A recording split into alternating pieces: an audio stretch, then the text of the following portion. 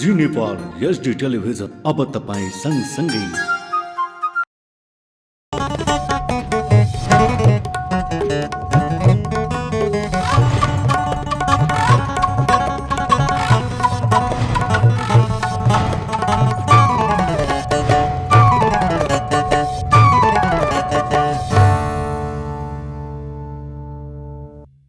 नमस्कार, जी नेपाल न्युजमा यहाँलाई स्वागत छ। म खेमा जोशी। सुरु गरौं प्रमुख समाचारका शीर्षकहरूबाट। राष्ट्रिय सभाबाट मुलुकी संहिता सम्बन्धी केही नेपाल ऐनलाई संशोधन गर्ने अध्यादेश 2080 स्वीकृत। कोभिड-19 सङ्कट व्यवस्थापन विधेयक 2078 संसदबाट फिर्ता। संक्रमणकालीन न्याय सम्बन्धी विधेयकमाथि छलफल गरी प्रतिवेदन पेश गर्न 11 सदस्यीय उपसमिति गठन। विधेयकलाई पूर्ण बनाएर अघि बढाउनु पर्नेमा जोड। जथाभावी स्वास्थ्य उपकरण किन्ने अस्पताललाई सरकारले स्पष्टीकरण सोध्ने स्वास्थ्य मन्त्री बस्नेतको भनाई। 2 वर्षसम्म पनि प्रयोग नभएका स्वास्थ्य उपकरणहरूलाई फिर्ता लिए आवश्यकता अनुसार अर्को अस्पतालमा पठाउने तयारी। इटालीमा 6 महिनामा पर्ने पानी 2 दिनमै पर्यो। बाढीका कारण 9 जनाको ज्यान गयो। र नेपाल बास्केटबल सङ्घको आयोजनामा बास्केटबलको क्लब च्याम्पियनसिप हुने। च्याम्पियनसिपमा 8 क्लबले राउन्ड रोबिन लिगका आधारमा प्रतिस्पर्धा गर्ने। अब समाचार विस्तारमा। सरकारले आगामी आर्थिक वर्षमा कर प्रणालीमा पुनरावलोकन गर्ने घोषणा गरेको छ। राष्ट्रपति रामचन्द्र पौडेलले संघीय संसदको संयुक्त बैठकमा शुक्रबार आगामी आर्थिक वर्ष 2080-81 को नीति तथा कार्यक्रम प्रस्तुत गर्दै यस्तो घोषणा गर्नुभएको हो। राजस्व प्रशासनलाई थप सुदृढ र चुस्त बनाइने उहाँले बताउनुभयो। विद्यमान कर प्रणालीमा पुनरावलोकन गर्ने उहाँको भनाइ छ। राजस्वको दायरा विस्तार गर्ने र सबै प्रकारका आर्थिक क्रियाकलापलाई औपचारिक प्रणालीमा आबद्ध गर्ने उहाँले घोषणा गर्नुभयो। राजस्व चुहावट, न्यून बजारीकरण, हुन्डी, अवैध कारोबारमा लगानी तथा राष्ट्रिय पुँजी पलायनमा कडाई गर्ने सरकारको घोषणा छ। यस्तै सरकारले बचत तथा सहकारी संस्थामा देखिएको समस्या समाधान गर्ने भएको छ। यति बेला बचत सहकारीहरू आर्थिक समस्यामा छन्। सरकारको आगामी नीति तथा कार्यक्रममा सहकारीमा बचतकर्ताको लगान सुरक्षा गरिने, सहकारीलाई कडाइका साथ नियमन गरिने पनि उल्लेख छ। सहकारीलाई उत्पादनमूलक क्षेत्रमा लगानी गर्न प्रेरित गरिने पनि राष्ट्रपति पौडेलले घोषणा गर्नुभयो। संसदीय समितिले संक्रमणकालीन न्याय सम्बन्धी विधेयकमाथि छलफल गरी प्रतिवेदन पेश गर्न 11 सदस्यीय उपसमिति गठन गरेको छ। सिंहदरबारमा शुक्रबार बसेको प्रतिनिधि सभा अन्तर्गतको कानून न्याय तथा मानवाधिकार समितिले बेपत्ता पारिएका व्यक्तिको छानबिन, सत्य निरूपण तथा मेलमिलाप आयोग ऐन 2071 लाई संशोधन गर्न बनेको विधेयकका सम्बन्धमा संशोधनकर्ता तथा सरोकारवालाहरूसँग छलफल गरी प्रतिवेदन पेश गर्न उपसमिति गठन गरेको हो। समितिलाई कार्य प्रारम्भ गरेको 3 साताभित्र समिति समक्ष प्रतिवेदन पेश गर्न भनिएको छ। उपसमितिमा सांसदहरू सुभाष चन्द्र नेमग, महेश कुमार बार्तौला, रमेश लेखक, जीवन परियार लगायत रहनु भएको समिति सभापति मङ्गल प्रसाद गुप्ताले जानकारी दिनुभयो। बेपत्ता पारिएका व्यक्तिको छानबिन, सत्य निरूपण तथा मेलमिलाप आयोग ऐन 2071 लाई संशोधन गर्न बनेको विधेयकका सम्बन्धमा संशोधनकर्ता तथा सरोकारवालाहरूसँग छलफल गरी दफावार छलफल समेत गरेर उपसमितिले कार्य प्रारम्भ गरेको 3 साताभित्र समिति समक्ष प्रतिवेदन पेश गर्न देहाय बमोजिमका माननीय सदस्यहरू रहनु भएको छ। 11 सदस्यीय उपसमिति गठन गर्ने माननीय सुभाष चंद्र नेमांगज्यू, माननीय महेश कुमार बर्तोला, माननीय रमेश लेखक, माननीय जीवन परियार, माननीय सुशीला थिंग, माननीय संतोष परियार, माननीय गोभा लाम साहब कोटा, माननीय पूर्ण बहादुर घरती, माननीय रंजू कुमारी झा, माननीय ध्रुव बहादुर प्रधान, माननीय शेरबहादुर कुँवर उपसमितिले आफ्नो संयोजक आफै चयन गर्न सक्ने र उपसमितिले आफ्नो कार्यविधि आफै निर्णय गर्न सक्ने रहेछ।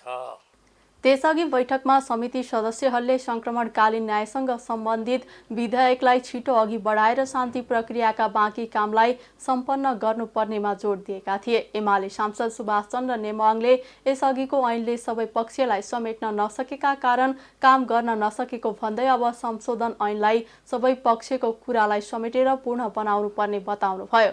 सरकारले ल्याएको अहिलेको विधेयक यस अघिको तुलनामा धेरै परिष्कृत गरेको भन्दै सबैको प्रयासबाट टुङ्गोमा पुर्याउँदै छिटै शान्ति प्रक्रियाका काम सक्नुपर्नेमा जोड दिनुभयो। त्यस्तै कांग्रेस सांसद रमेश लेखक संशोधनको प्रस्ताव राख्ने र सरकारवालासँग छलफल गर्न उपसमिति गठन गरेर त्यसको प्रतिवेदनमाथि पूर्ण समितिमा छलफल गरेर संसदमा लैजाँदा सहज हुने बताउनुभयो।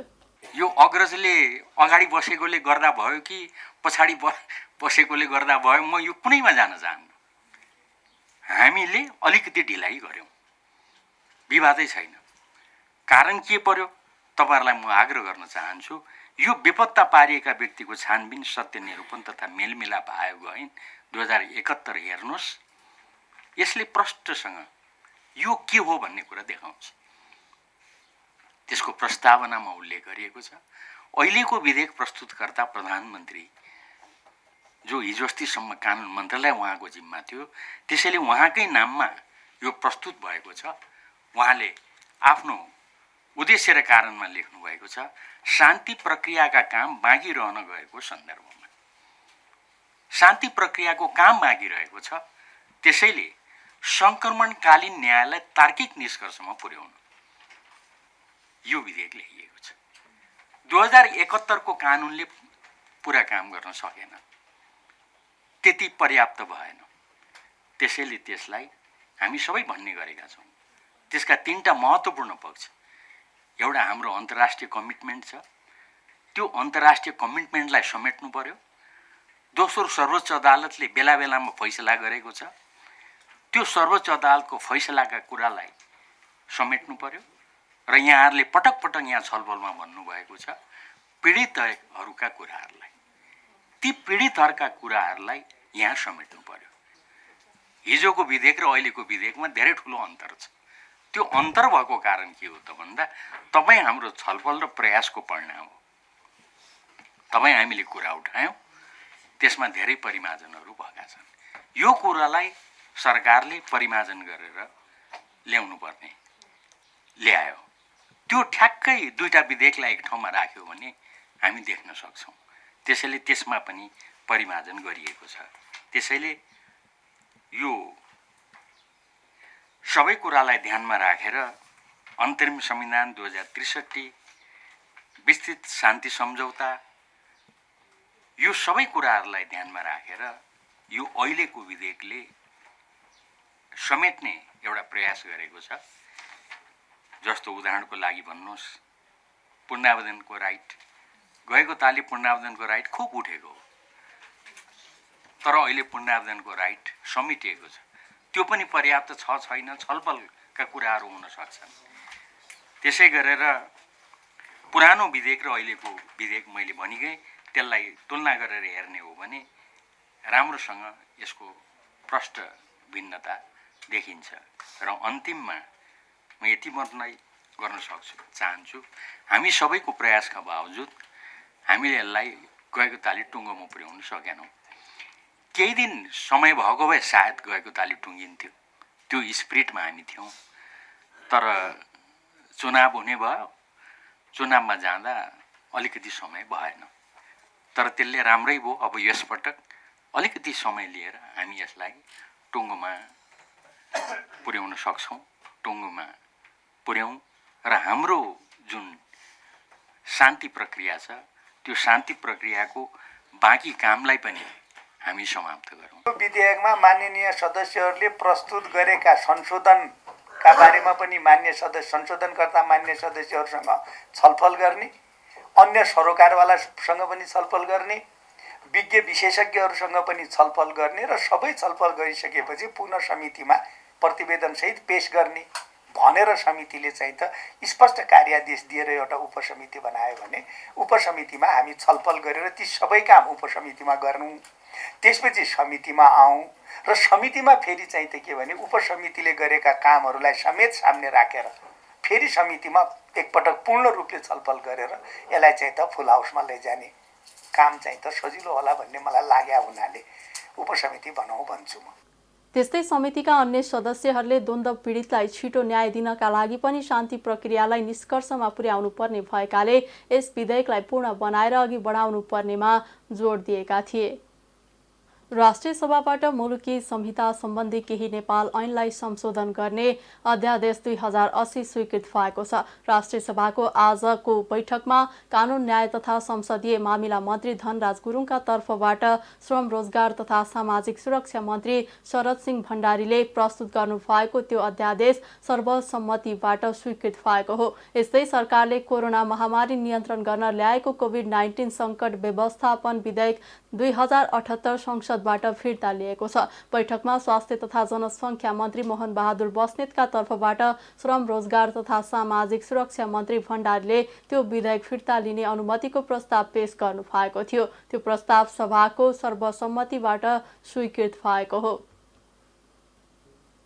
प्रमुख प्रतिपक्षी दल नेकपा एमाले तत्कालीन माओवादी लडाकु शिविरमा भएको भ्रष्टाचारबारे प्रधानमन्त्री पुष्पकमल दाहाल प्रचण्डले संसदमा दिएको जवाफप्रति आपत्ति जनाएको छ। शुक्रबार राष्ट्रिय सभा बैठकमा विशेष समय लिएर बोल्दै एमाले सांसद रामचन्द्र राईले आपत्ति जनाउनु भएको हो। सांसद राईले लडाकु शिविरमा भएको भ्रष्टाचारबारे बिहिबार प्रतिनिधि सभामा सोधिएको प्रश्नको उही जवाफ प्रधानमन्त्री दाहालले नदिएको भन्दै असन्तुष्टि व्यक्त गर्नु भएको हो। प्रधानमन्त्री प्रचण्डले महालेखा परीक्षकको कार्यालयले ठिक छ भनेको विषयलाई यहाँ प्रश्न उठाउन उपयुक्त हुँदैन भनेर जवाब दिएको उल्लेख गर्दै यसले मुलुकको सुशासनमा टेवा नपुर्याउने उहाँको भनाइ थियो।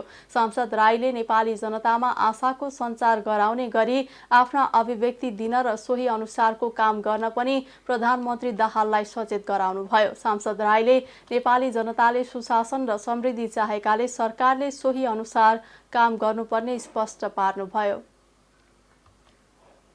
सत्ता गठबन्धन दलहरूबीच मध्य प्रदेशमा आलो पालोको सहमति अनुसार अहिलेकै पहिलो चरणमा जसपा नेतृत्वको सरकारलाई निरन्तरता दिने सहमति भएको छ। प्रधानमन्त्री निवास बालुवाटारमा बसेको सत्ता गठबन्धनको बैठकमा दलहरूबीच यस्तो सहमति भएको गठबन्धन दलका नेताहरूले बताएका छन्। हाल मध्य प्रदेश सरकारको नेतृत्व जसपाले गरिरहेको छ, तर केन्द्रीय सत्ता गठबन्धनमा आएको फेरबदलसँगै कांग्रेसले आलो पालो अन्तर्गत पहिलो चरणमा आफ्नो दलले सरकारको नेतृत्व गर्न पाउनुपर्ने अडान लिँदै आएको थियो। कांग्रेसको यो अडानका कारण मध्य प्रदेश सरकार पुनः गठन हुन सकेको थिएन। यो विवाद मिलाउन प्रधानमन्त्री निवासमा केही दिनदेखि नियमित बैठक बस्दै आएको थियो। शुक्रबार बसेको बैठकले मधेसमा आलो पालो सरकारको नेतृत्व गर्ने र पहिलो चरणमा जसपा नेतृत्वकै सरकारलाई निरन्तरता दिने माओवादी केन्द्रका केन्द्रीय सदस्य एवं मध्य प्रदेश माओवादी संसदीय दलका नेता भरत शाहले बताउनुभयो। जसपा पछि कुन दलले नेतृत्व गर्ने त्यस विषयमा गठबन्धन दलले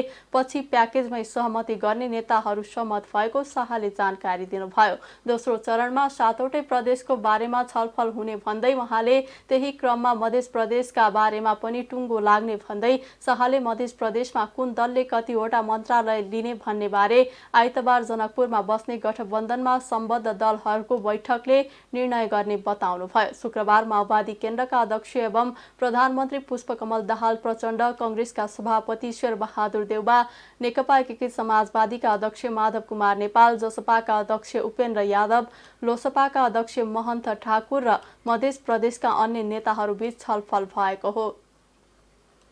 राष्ट्रिय सभा सदस्य जितेन्द्र नारायण देवले नक्कली भुटानी शरणार्थी प्रकरणमा राजनीतिक हस्तक्षेप हुन नदिन सरकारलाई आग्रह गर्नु भएको छ। यो अनुसन्धानमा नेपाल प्रहरीमाथि कुनै पनि खालको हस्तक्षेप स्वीकार्य नहुने उहाँले बताउनुभयो।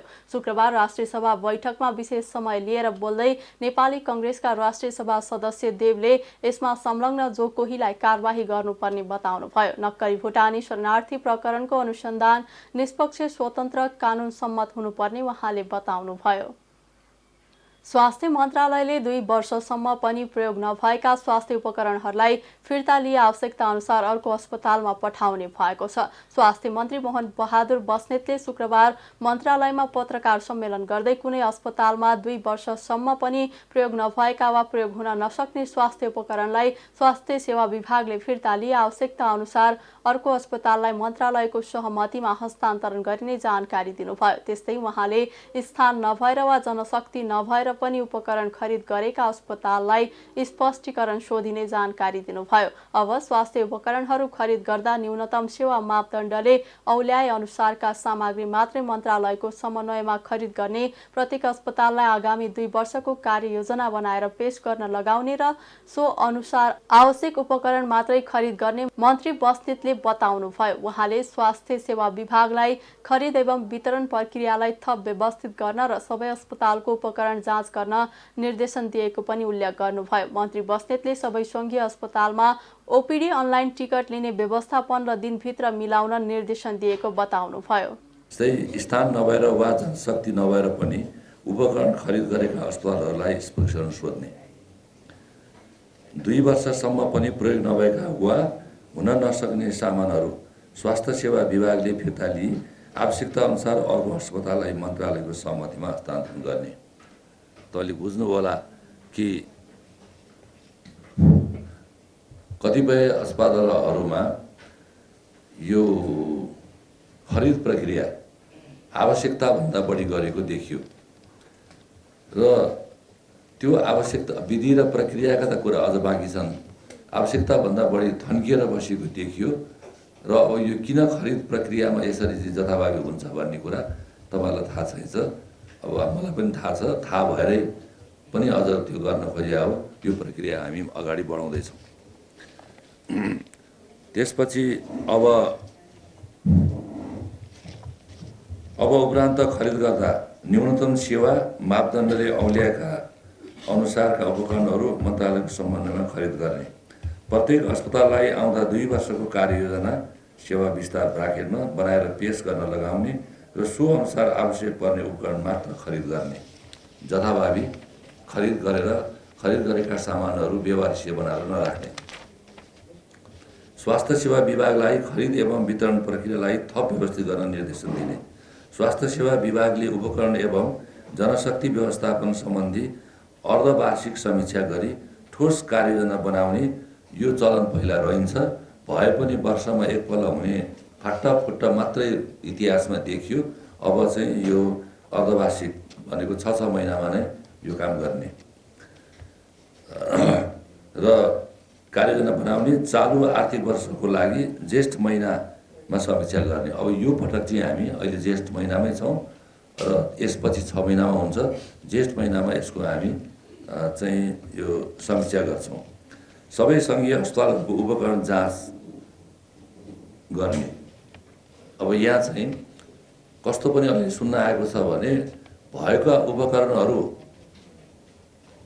काम हुँदाहुँदै त्यो चाहिँ नचलाएर अर्को नयाँ उपकरण खरिद गरेका कुराहरू पनि केही गुनासाहरू सुनिएको छ यो सेवाग्राहीहरूबाट। त्यसकारण त्यस्तो छ भने अब त्यो विषयमा पनि हामीले आफ्नो कारबाही अगाडि बढाउने। त अब यो बाहेक अब नयाँ कार्यक्रम फेरि हामीले चाहिँ हिजोको कार्यक्रमको हामी आफैले पनि भित्री रूपमा समीक्षा गरेका छौँ र योभन्दा अरू कार्यक्रम जनताका लागि कसरी सेवा पुर्याउन सकिन्छ र आन्तरिक रूपमा हामीले कसरी व्यवस्थापन गर्न सक्ने हो। एउटै अस्पतालमा 100 जनाको लाइन बसिरहेको अवस्था छ। अब यसलाई कसरी यो लाइन घटाउने हो र घरमै बसेर पनि जान्ने मान्छेलाई अनलाइन रूपमा चाहिँ काम गर्न सक्ने व्यवस्था के हुन सक्छ, फिजिकल उपस्थिति कस्तो अवस्थामा हुने हो। यी विषयहरूमा पनि हामीले अलिकति ध्यान दिएर केही कार्यक्रमहरू अगाडि राखेका छौँ। सबै सङ्घीय अस्पतालहरूमा ओपिडीमा अनलाइन टिकट लिने व्यवस्था 15 दिनभित्रमा मिलाउने, साथै प्रादेशिक अस्पतालहरूमा पनि सोही नियम लागू गर्ने प्रादेशिक स्वास्थ्य हेर्ने मन्त्रालयले अनुरोध गर्ने। प्रादेशिक स्वास्थ्य हेर्ने अनुरोध गर्ने। यो अनलाइन टिकट भन्ने बित्तिकै यो अनलाइन मात्रै होइन, फेरि यो अनलाइन चाहिँ थप व्यवस्था गर्ने। जो अहिले फिजिकल्ली अब नपढेका, निमुखा, भर्खर गाउँबाट आएका, सहरमा नपढेका अस्पतालमा पुगेका यी मान्छेहरूले अनलाइनको सिस्टममा जान सक्दैन। त्यस कारणले यो दुईटै सिस्टमलाई सँगसँगै लिएर जाने, जसले गर्दा अनलाइनमा बाट टिकट बुक गर्नेले घरैबाट बस्दा लाइन पनि लामो भएन, जो लाइनमा जान पर्ने अवस्था छ उहाँहरूलाई पनि त्यो सेवा सुविधा उपलब्ध गराउने। सबै सङ्घीय अस्पतालमा कार्यरत सबै किसिमका स्थायी करार, कामकाज, विकास समिति र अन्य कर्मचारीहरूको डिजिटल लिस्ट 15 दिनभित्रमा अद्यावधि गर्न मन्त्रालयको प्रशासन महाशाखालाई निर्देशन दिने। अब यसमा के देखिरहेको छ भने दरबन्दीका कर्मचारी एक ठाउँमा छन्, काजमा मैले बुझेको 800 भन्दा बढी छन्, काहीँ चाहिने भन्दा बढी छन्, काहीँ चाहिने छैनन्। यो अलिकता चाहिँ सिफारिसका भरमा, सिधै भन्नुपर्दा सिफारिसका भरमा आफ्ना मान्छेलाई सुविधा दिने गरी तलब खुवाएर राखिएको अवस्था, त्यो अवस्था भएको हुनाले चाहिँ अब यसलाई चाहिँ हामीले व्यवस्थित गर्ने हिसाबले यो लिस्टहरू हामीले मागिरहेछौँ। यो लिस्ट आइसकेपछि तपाईँहरूलाई चाहिँ हामीले अर्को चरणमा अब हामी के गर्दैछौँ त्यो कुरा भन्छौँ। मन्त्री बस्नेतले आफ्नो जेनेभा भ्रमणका क्रममा स्वास्थ्य क्षेत्र सम्बन्धी काम गरिरहेका विभिन्न मित्र राष्ट्रहरू, दाताहरू तथा सम्बद्ध निकायहरूसँग पनि भेट गर्ने र नेपालको स्वास्थ्य क्षेत्रको विकास र विस्तार एवं सुधारका बारेमा छलफल हुने जानकारी दिनुभयो। नक्कली भुटानी शरणार्थी प्रकरणमा अहिलेसम्म 16 जना पक्राउ परेका छन्। ठगी धन्दामा संलग्न भएको आरोपमा प्रहरले हिजो थप 2 जनालाई पक्राउ गरेसँगै पक्राउ पर्नेको संख्या 16 जना पुगेको छ। हिजो पक्राउ पर्नेमा भुटानी शरणार्थी नेता टेकनाथ रिजाल र नेपाल हज कमिटीका अध्यक्ष शमशेर मिया रहेका छन्। दुवै जनालाई थप अनुसन्धानका लागि जिल्ला अदालत काठमाडौँबाट 2 दिनको म्याद थप भएको छ। नक्कली भुटानी शरणार्थी प्रकरणमा पक्राउ परेका 14 जनासँगको बयान सकिएको छ। पक्राउ परेका सबैको बयान सकेर प्रहरले पर्सि आइतबारसम्म राय सहितको अनुसन्धान प्रतिवेदन बुझाउने तयारी गरेको छ। तर सरकारी वकिल कार्यालयले सकेसम्म आज नै प्रतिवेदन बुझाउन भनेको थियो। अनुसन्धान प्रतिवेदन प्राप्त भएपछि काठमाडौँ जिल्ला सरकारी वकिल कार्यालयले अध्ययन गरी अभियोग पत्र तयार गर्नेछ। आउँदो मङ्गलबारसम्म अदालतमा अभियोग पत्र दर्ता गरिसक्नुपर्नेछ। नक्कली भुटानी शरणार्थी प्रकरणमा प्रहरले थप अनुसन्धान गरिरहेको छ। घटनामा अन्य उच्च पदस्थ व्यक्ति पनि तानिन सक्ने आशंका छ। नेपाली नागरिकलाई भुटानी शरणार्थी बनाउने नाममा भएको ठगी प्रकरणको अनुसन्धानमा राजनीतिक हस्तक्षेप हुन सक्ने भन्दै सांसद, नागरिक अगुवा लगायतले निरन्तर खबरदारी गरिरहेका छन्। नेपाल चिकित्सक सङ्घले आँखाले हेरेकै भरमा जस्तोसुकै रोग पनि निको हुने भ्रम सृजना गर्ने गुरु भनिने भरत केसीमाथि कारबाहीको माग गरेको छ। सङ्घले शुक्रबार प्रेस विज्ञप्ति जारी गर्दै सर्वसाधारण नागरिकहरूमा भ्रम सृजना गर्न खोजिएको प्रति आपत्ति जनाएको हो। सङ्घले स्वास्थ्य सेवा जस्तो संवेदनशील क्षेत्रप्रति नै भ्रम सृजना गरिएको प्रति ध्यानाकर्षण भएको जनाएको छ। यस प्रकारका अस्वाभाविक र वैज्ञानिक रूपमा पुष्टि हुन नसकेका कुरालाई अविलम्ब बन्द गरी त्यस्ता कार्यमा संलग्नलाई कानुन बमोजिम कारबाही गर्न सङ्घले नेपाल सरकार तथा सरोकारवाला निकायसँग माग गरेको छ। राष्ट्रिय ध्वजावाहक नेपाल वायुसेवा निगमको पुनर्संरचना र सुधारका लागि अध्ययन गर्न संस्कृति, पर्यटन तथा नागरिक उड्डयन मन्त्रालयले एक समिति गठन गरेको छ। पूर्व गभर्नर दिपेन्द्र बहादुर छेत्रीको संयोजकत्वमा 5 सदस्यीय समिति बनेको हो। समितिमा ग्यालेक्सी टेलिभिजनका CEO Tikaram Rai, captain Om Gurung, chartered accountant Piyush Anand र सहर न्यौपाने रहेका छन्। अध्ययन समितिलाई 2 महिनाको समय दिएको छ, जसमध्ये 1 महिना बितिसकेको छ। अबको 1 महिनामा समितिले मन्त्रालयलाई प्रतिवेदन बुझाउनेछ। स्रोतका अनुसार अहिले नेपाल एयरलाइन्स घाटामा जानुको कारण एयरलाइन्सलाई सुधार गर्न के गर्न सकिन्छ, एयरलाइन्सको सम्पूर्ण पाटो चुस्त दुरुस्त कसरी पार्ने भन्ने सम्बन्धमा अध्ययन केन्द्रित छ। विशेष गरी एनएससीले जहाज मर्मतमा ढिलाइ गर्ने गरेको पाएको छ। एनएससीको अहिले 2 वटा ट्विन अटर जहाज छन्, जसमा एउटा ग्राउन्डेड छ। यस्तै 4 वटा वाइड बडी छन्, तिनीहरूले अन्तर्राष्ट्रिय उडान भरिरहेका छन्। दाङको देउखुरी राजपुर गाउँपालिका 2 स्थित राप्ती नदीको मटेरिया घाटमा आज पनि अवैध तरिकाले मनोमनी ढङ्गबाट उत्खनन जारी छ। स्थानीय राजनीतिकर्मी हेमकुमार जीसीका अनुसार मटेरिया घाटमा आज पनि आधा दर्जन बढी स्काभेटर र दर्जनौं ट्र्याक्टर र ट्रिप प्रयोग भएको छ। मंगलबार राप्ती प्रेस मञ्च र दाङ देउखुरी वातावरण संरक्षण पत्रकार मञ्चका पत्रकारहरूले उत्खनन स्थल मटेरिया घाटमा रिपोर्टिङका लागि पुग्दा भागाभाग नै भएको थियो। तर आज बिहानैदेखि फेरि दर्जनौं टिप्पर, ट्र्याक्टर र स्काभेटर प्रयोग भएको छ। दिन दहाडै यसरी नदीजन्य पदार्थ उत्खनन हुँदा समेत स्थानीय सरकार, प्रशासन र जिम्मेवार निकाय मौन भएको स्थानीयहरूले आरोप लगाएका छन्। स्थानीयका अनुसार जनप्रतिनिधि, स्थानीय सरकार, प्रशासन सबैको मिलेमतोमा यसरी दिन दहाडै उत्खनन भइरहेको आरोप समेत लगाएका छन्। दाङको देउखुरी फल्कापुरमा 2 बस एक आपसमा ठोकिएर दुर्घटना हुँदा एकजनाको मृत्यु भएको छ भने दर्जन बढी घाइते भएका छन्। मृत्यु हुनेमा रोल्पा रुन्टीगढी 7 की 42 वर्षीय शोभा परियार रहेकी छन्। शोभाका 2 छोरा पनि दुर्घटनामा घाइते भएका छन्। लमही भालुवाङ सडक खण्डको लमही नगरपालिका 3 फल्कापुरमा बस एक आपसमा ठोकिएर दुर्घटना भएको हो। वीरगञ्जबाट तुलसीपुर जाँदै गरेको ना 5ख 4898 नम्बरको बस र लमहीबाट सिसहनियातर्फ आउँदै गरेको लु 2ख 785 नम्बरको माइक्रो बस शुक्रबार बिहान करिब 5:30 बजेको समयमा एक आपसमा ठोकिएर दुर्घटना भएको हो। वीरगञ्जबाट तुलसीपुर जाँदै गरेको बसमा बारा जिल्लाबाट इट्टा भट्टामा काम गरेर घर रोल्पा फर्किँदै गरेका मजदुर सवार रहेका थिए। लु 2ख 785 नम्बरका चालक तुलसीराम रामी जाल गम्भीर घाइते भएका छन्। दुर्घटनामा करिब 2 दर्जन बढी घाइते भएका छन्। ती मध्ये 11 जनाको अवस्था गम्भीर रहेको दाङ प्रहरीले बताएको छ।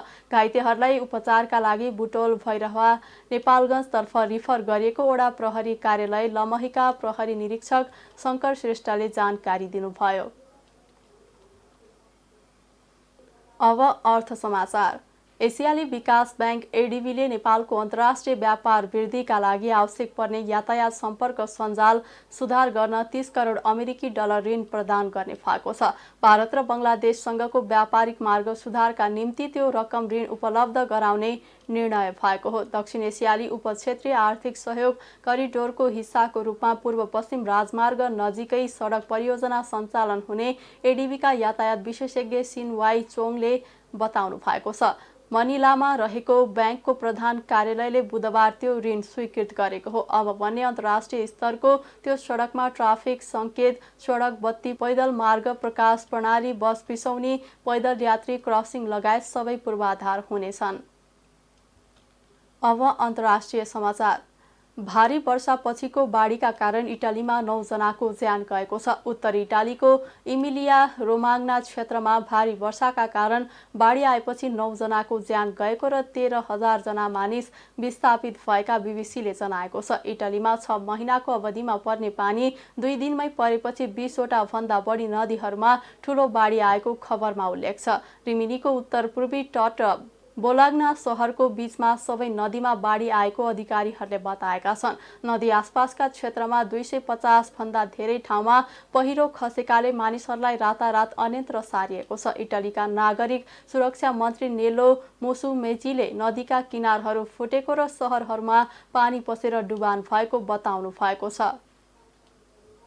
अब खेल समाचार। नेपाल बास्केटबल सङ्घ नेबाको आयोजनामा बास्केटबलको क्लब च्याम्पियनसिप हुने भएको छ। नेपालले आगामी असारमा क्लब च्याम्पियन गर्ने तयारी गरेको नेबाका कार्यवाहक अध्यक्ष भीमसिंह गुरुङले जानकारी दिनुभयो। यसपटक पुरुषको क्लब च्याम्पियनसिप हुने उहाँले जानकारी दिनुभयो। च्याम्पियनसिपमा 8 क्लबले राउन्ड रोबिनको लिगका आधारमा प्रतिस्पर्धा गर्नेछन्, जहाँ कुल 28 खेल हुने सङ्घले जनाएको छ। नेपाल बास्केटबल सङ्घ पुरुषको फ्रेन्चाइज लिग आयोजना गर्ने घोषणा 2078 पुसमै भएको थियो, तर आर्थिक कारणले सङ्घले उक्त लिग आयोजना गर्न सकेन। सङ्घका अध्यक्ष गुरुङले फ्रेन्चाइज लिग गर्ने योजना कायमै रहेको तर अहिले च्याम्पियनसिप गर्न लागेको बताउनुभयो। सङ्घले 2078 वैशाखमा सङ्घका पूर्व अध्यक्ष लामा टेन्डी शेर्पाको स्मृतिमा महिला पुरुष दुवैको राष्ट्रिय स्तरको खुला बास्केटबल प्रतियोगिता आयोजना गरेको थियो। त्यसपछि राष्ट्रिय प्रतियोगिता हुन सकेको छैन।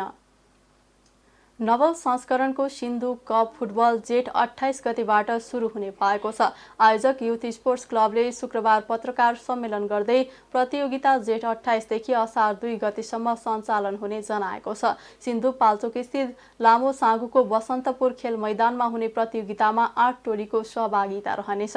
प्रतियोगितामा ए डिभिजनका त्रिभुवन आर्मी क्लब र एपीएफ क्लब सहित planning boys united, Jhamsikhel youth club, brigade boys club, आयोजक युथ स्पोर्ट्स क्लब, काभ्रे जिल्ला फुटबल एसोसिएसन र दोलखा जिल्ला फुटबल एसोसिएसनको सहभागिता रहेको छ। सिन्धुपाल्चोक जिल्ला फुटबल सङ्घको प्राविधिक सहयोग रहने प्रतियोगिताको विजेताले 2 लाख नगद पाउनेछन्। उपविजेताले 1 लाख नगद प्राप्त गर्नेछन्। यस्तै सर्वोत्कृष्ट खेलाडी, उत्कृष्ट किपर, उत्कृष्ट डिफेन्डर, उत्कृष्ट मिडफिल्डर, सर्वाधिक गोलकर्ता र उत्कृष्ट प्रशिक्षकले जनही 5000 पाउनेछन्। नकआउटका आधारमा हुने प्रतियोगिताको हरेक खेलको म्यान अफ द म्याचले 2000 पाउनेछन्।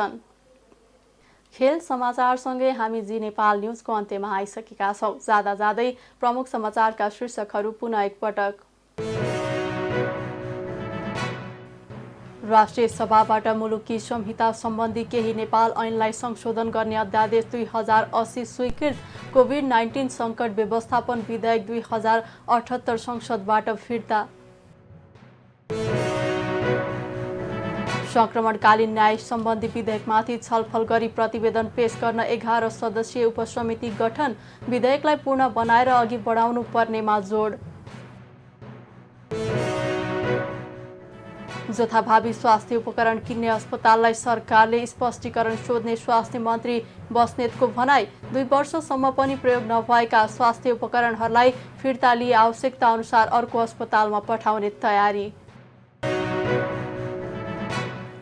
इटालीमा 6 महिनामा पर्ने पानी 2 दिनमै पर्यो। बाढीका कारण 9 जनाको ज्यान गयो। र नेपाल बास्केटबल सङ्घको आयोजनामा बास्केटबलको क्लब च्याम्पियनसिप हुने। च्याम्पियनसिपमा 8 क्लबले राउन्ड रोबिन लिगका आधारमा प्रतिस्पर्धा गर्ने। प्रमुख समाचारका शीर्षकसँगै अहिलेका लागि जी नेपाल न्युज सकियो। ताजा समाचार र मनोरञ्जनका लागि जी नेपाल 4K टेलिभिजन हेर्दै गर्नुहोला। नमस्कार।